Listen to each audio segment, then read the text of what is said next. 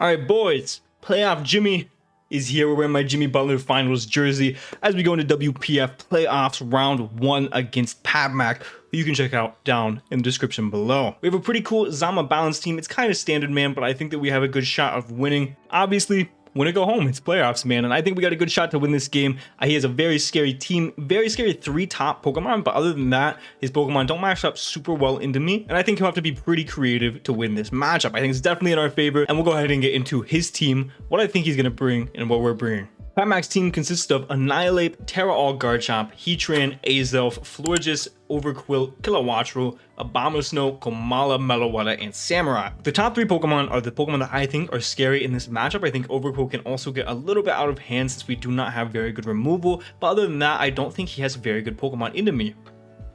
Kilowattrel will probably beat Braun just for the speed tier and it is a pretty decent pivot, and then Azelf in that 6th slot more than likely. He could also bring Florges if he fears a banded Hoopa and try to be a physically defensive Florges to try to mitigate that, but guaranteed top 3 and Overqwil I think are what are coming every single time. Komala doesn't make any sense here. Meloetta doesn't really make sense unless he is down bad for a Gengar answer, and then Samurai is not very good here. I think as for the Terra on Garchomp, he's going to be probably either flying or ground. Our ground resists are far and few between, but flying allows him to resist pretty much anything that Rillaboom can throw at him, as well as being able to pretty much OHKO Rillaboom depending on what set he has. I think he'll probably be SD, ground move, flying move, and then maybe rocks. I'm not quite sure. Annihilape, a standard Resto Chesto set, could do very well here, or a bulk up set could potentially push past the Zamazenta. Heatran is a Pokemon that I think has a lot of different opportunities here. It just depends on how he sees it fit. It obviously has to come. It's a great Volcarona check, but we also don't have the best fire resist. So he could be Scarf, he could be Specs.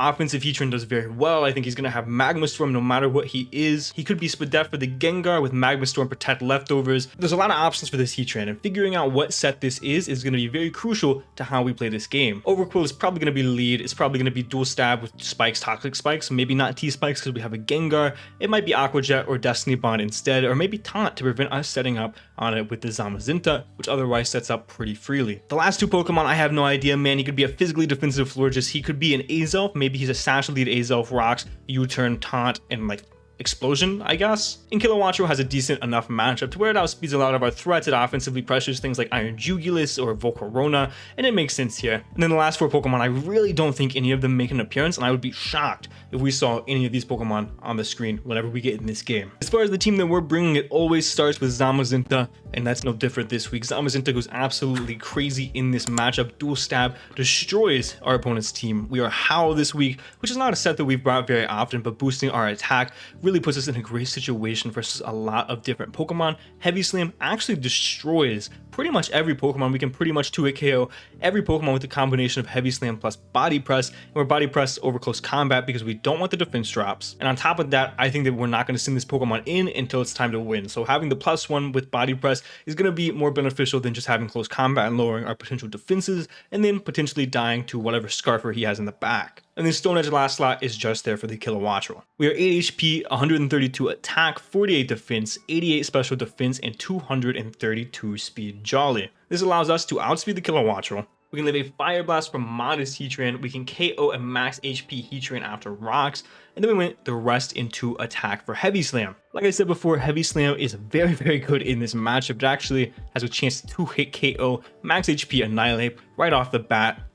And of course, we can Howl in space. It can't do too much damage to us with the Dauntless Shield active, so we can potentially 2-hit KO Annihilate pretty much every time. And we have a lot of opportunity to set up on different Pokemon. Azelf, Florges, Overqwil, Kilowattrel, pretty much anything that's not Garchomp and Heatran, and Annihilate depending on the situation. And we have to keep in mind that this is our in-game, this is how we're going to try to win the game, and we have to play it as such. Our next Pokemon, much like any other week, is going to be Hoopa, the Hoopa Unbound, and we're going to be Terra Water this week, a very bulky set with leftovers, and that is because we don't have a great check to Heatran, so this is going to be the best we have. It has amazing special defense, and we'll be able to wall that Heatran pretty convincingly. We're Thunder Wave because Overqwil is probably going to be the switch into this Pokemon more times than not, and getting a para on Overqwil to make it slower than pretty much everything on her team is going to be very, very important. It also punishes a Heatran that might want to stay in. And then we have triple stab, which is weird to say, but it's true with our Terra type. Dark Pulse plus Side Shock gets the majority of his team, and then Terra Blast allows us to kill something like the Heatran. And we're actually Dark Pulse over knockoff. I heavily debated knockoff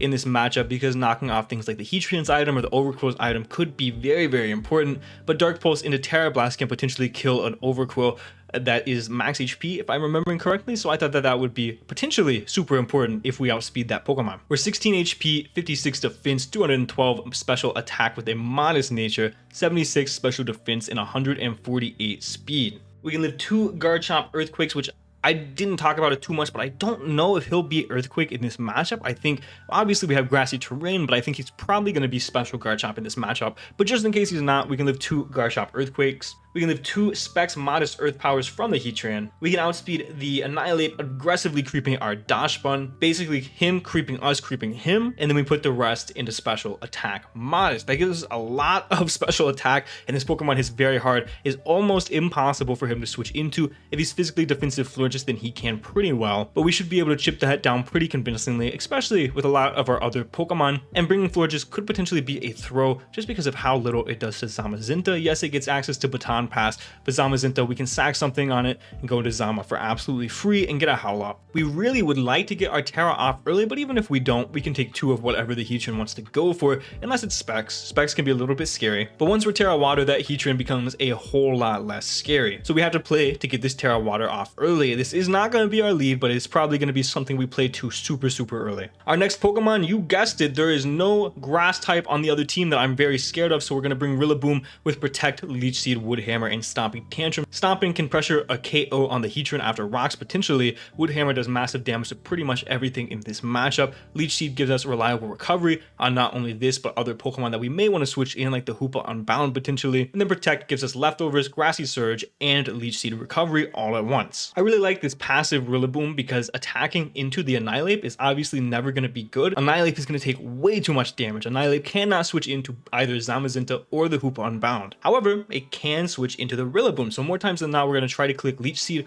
as either the Heatran comes in or the Annihilate comes in and get some Leftovers recovery on top of Leech Seed recovery and some residual chip overall. Wood Hammer is really good because he really doesn't have a grass resist other than the Heatran and of course the Overquill, and Stomping Tantrum hits both of those Pokemon. Obviously Kilowattrel can get a little out of hand and a little bit annoying, but we do have some pivots into that I'll talk about a little bit later. We have 40 HP, 144 attack, 84 defense, 48 special defense, and 192 speed. Jolly. We can outspeed a max speed timid Heatran. We can live a Terra Flying Garchomp Terra Blast after rocks on both the physical and the special side, and then we put the rest into attack. This Pokemon is kind of an all-terrain vehicle, can be used to check different things. Just get Leech Seed recovery is its primary purpose and be super annoying for our opponent to break. If he's not Terra Flying Garchomp, and this mon does very well in the matchup. Our next Pokemon is our guaranteed lead, assuming we see either Overquill or Azelf or both, and we are Taunt, U-Turn, Hurricane, and Earth Power. No Dark Pulse is a little bit weird, but Hurricane plus Earth Power hits the majority of the team for decent damage,